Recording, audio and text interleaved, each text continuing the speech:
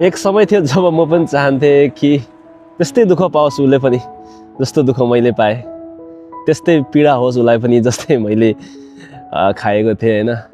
कर्मले उसलाई पनि hit back गरोस्।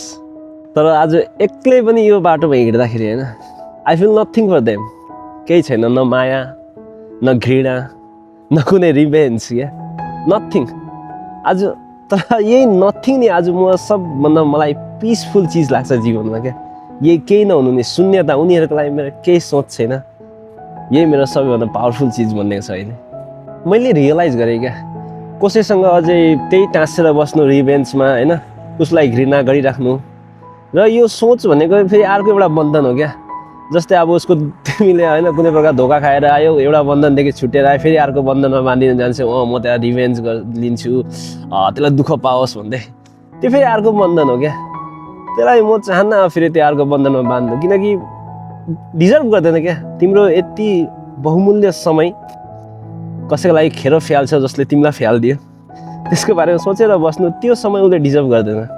त्यसैले छोडिदेऊ क्या त्यो सबै कुराहरू होइन, जाने गइहाल्यो, जे हुनु थियो भइहाल्यो। त्यसैले मलाई लाग्छ क्या, कसैसित घृणा नगर्नु, कसैसित रिभेन्ज नलिनु नै तिम्रो सबैभन्दा ठुलो रिभेन्ज हो क्या।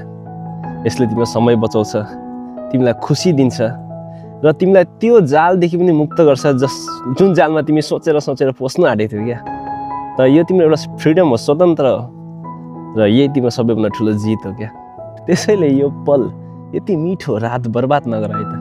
उसको लागि जसले तिम्रो हिजो साथ दिन सकेन, किन बर्बाद गर्ने यार। अगाडि हेर, फ्युचर अझै कति ठुलो छ है त। त्यसैले live alone, live a happy life, love you.